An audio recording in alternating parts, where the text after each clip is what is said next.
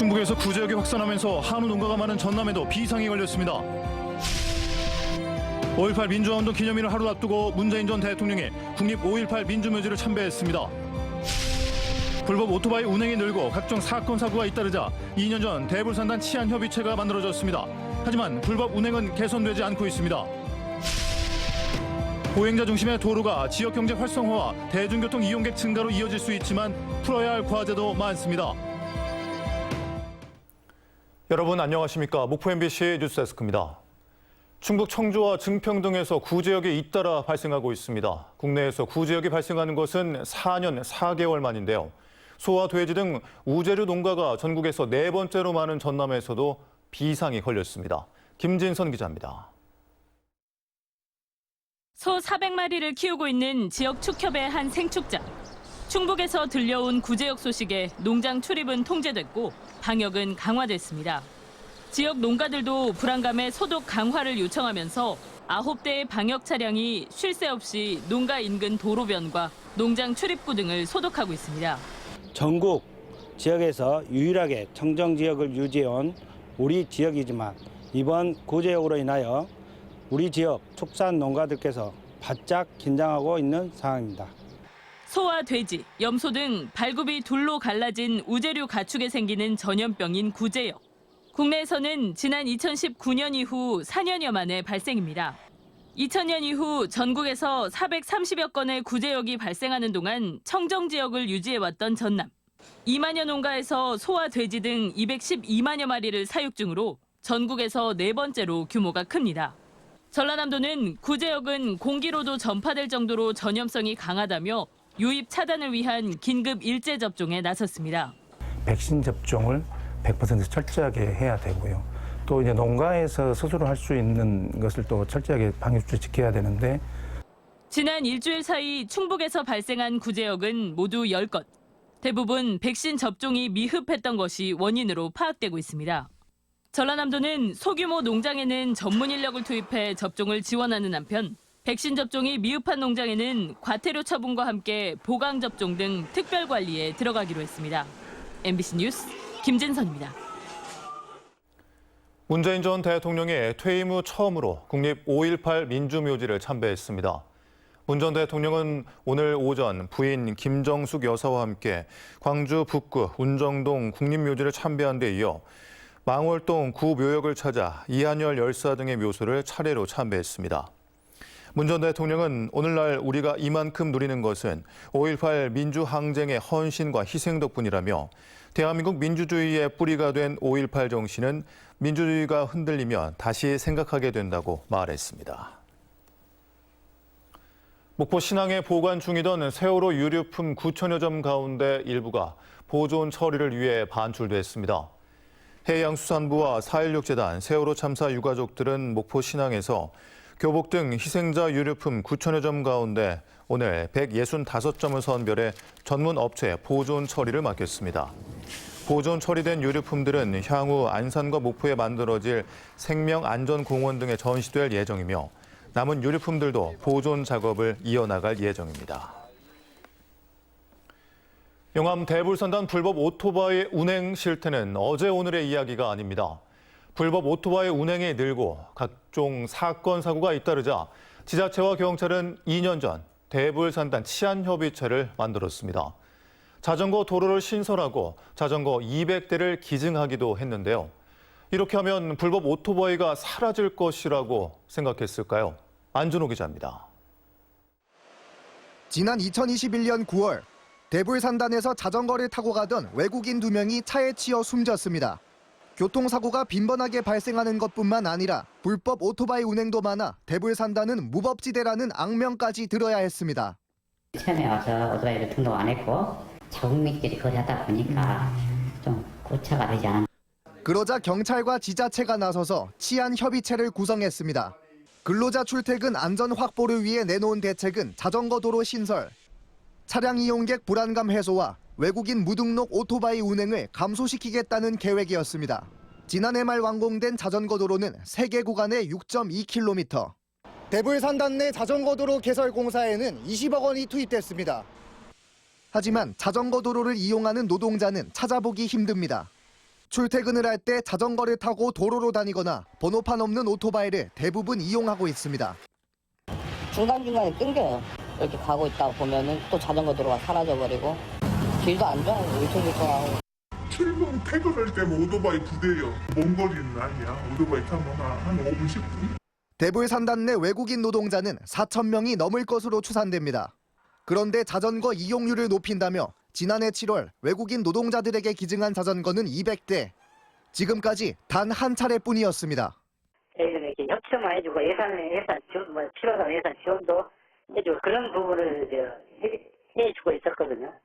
불법 오토바이 운행에 대해 법과 원칙대로 단속해야 하는 걸 알면서도 불법 체류자가 많고 단속이 어려워서 어쩔 수 없다며 그동안 손을 놓고 있었던 영암군과 경찰, 대불산단 내 출퇴근 버스 신설 등 불법을 묵인하지 않을 수 있는 대책 마련이 시급합니다. MBC 뉴스 안준호입니다. 교육부 주관 글로컬 대학 30 공모 마감을 앞두고 지역 대학들의 혁신 경쟁이 이어지고 있습니다. 목포대는 최근 전남 도립대 글로컬 사업에 대한 논의를 함께 하자는 취지의 공문을 보냈는데 대학 통폐합에 대한 내용도 담긴 것으로 알려졌으며 순천대는 오래전부터 전남 도립대와 통폐합을 논의하고 있습니다. 글로컬 대학 30 사업은 오는 31일 공모 마감으로 교육부는 혁신 의지가 있는 30개 대학을 선정해 학교당 5년간 1,000억 원을 지원합니다. 손혜원 전 국회의원과 크로스포인트 문화재단이 나전칠기와 원도심 부동산 등 50억 원 상당의 재산을 목포시에 기증했습니다. 목포시와 손 전 의원 등은 근현대 나전칠기 작품 233점과 전시 공간으로 조성할 부동산 10필지에 대한 기증실 갖고 업무 협약을 체결했습니다. 목포시는 앞으로 공유재산 심의회 등 행정 절차를 거쳐 나전칠기 전시관이나 박물관 등을 건립 운영할 계획이며 손 전 의원은 나전칠기 작품을 추가 기증할 계획이라고 밝혔습니다. 목포 시민들과의 약속입니다. 제가 처음부터 그 약속을 했었고 그리고 지난번에 지방선거 때도 또 제가 유세를 도우면서 또 그 약속을 했습니다. 그 약속을 지키는 이제 첫 번째 행사입니다. 태원 유진 운수가 직원 360명의 체불 임금 28억 원을 모두 지급했습니다. 태원 유진 운수는 가스비 찬압으로 발생한 3개월분 휴업급여 17억 원과 올해 3월분 체불 임금 2억 2천만 원을 어제까지 지급했습니다.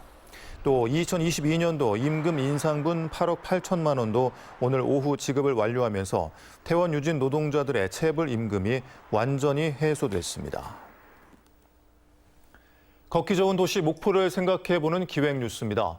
보행자 중심의 도로가 시민들의 건강을 지키고 지역경제 활성화, 대중교통 이용객 증가로 이어질 수 있지만 풀어야 할 문제도 만만치 않습니다. 김윤 기자입니다.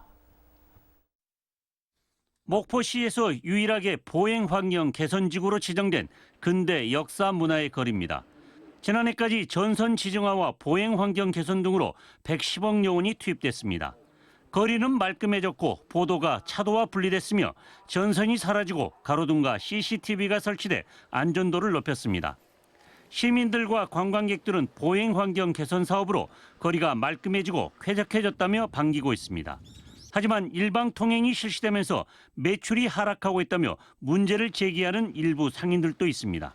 그 전에 안 해놓고도 아무 상관이 없고 여기 앞에 차 2대가 교차할 수 있게만 해줬으면 보행자에게 그늘을 만들어주는 가로수를 두고도 갈등이 심심찮게 벌어지고 있습니다. 가로수가 간판을 가린다며 베어달라는 민원이 이어지고 일부 가로수는 무분별한 가지치기로 흉물스럽게 변하고 있습니다. 이런 건 좀 더 소통을 통해 가지고 이해를 구하거나 아니면은 이 일방 통행의 구간을 좀 부분별로 별도로 시행하거나 이렇게 좀 세부적인 그런 지혜가 필요한 겁니다.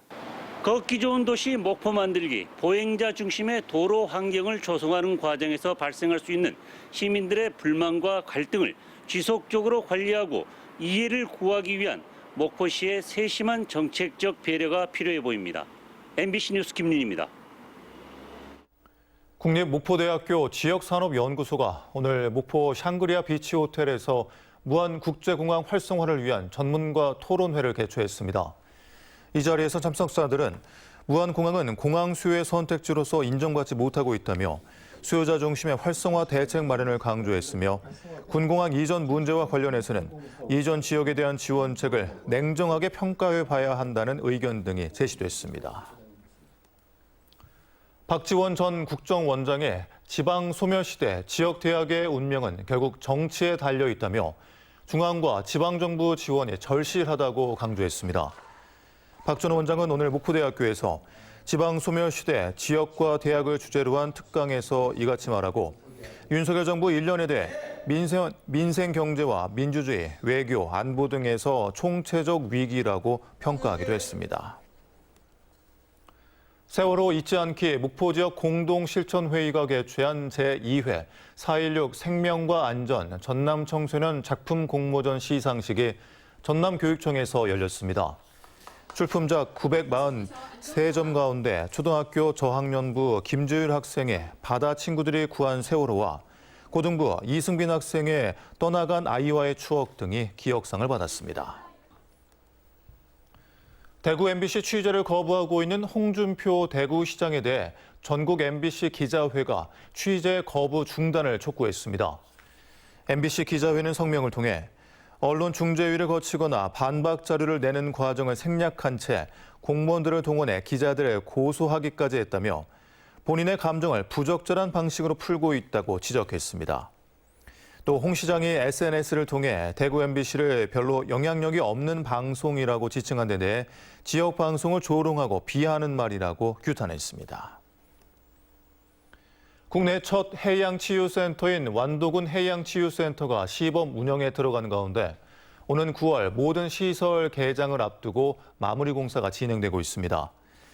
완도군은 시범 기간 운영의 장단점을 분석해 보완하고 특히 대규모 해수 풀장과 목적별 전문 치유실의 장비 보강을 실시할 예정입니다. 제23회 목포 세계 마당 페스티벌이 오는 26일 목포 원도심에서 개막합니다.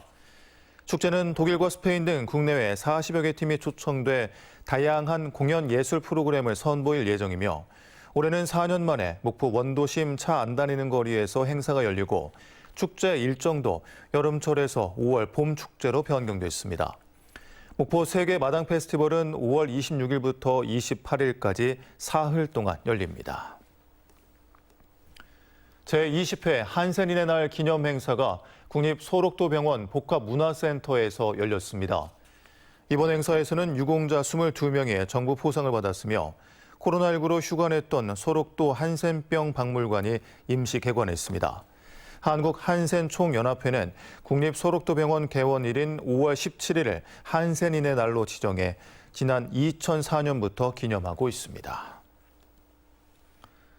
전라남도는 비의도적 농약 오염 등의 재심사를 의무화하는 개정 법령이 시행됨에 따라 친환경 인증이 취소되는 사례가 줄어들 것으로 기대하고 있습니다.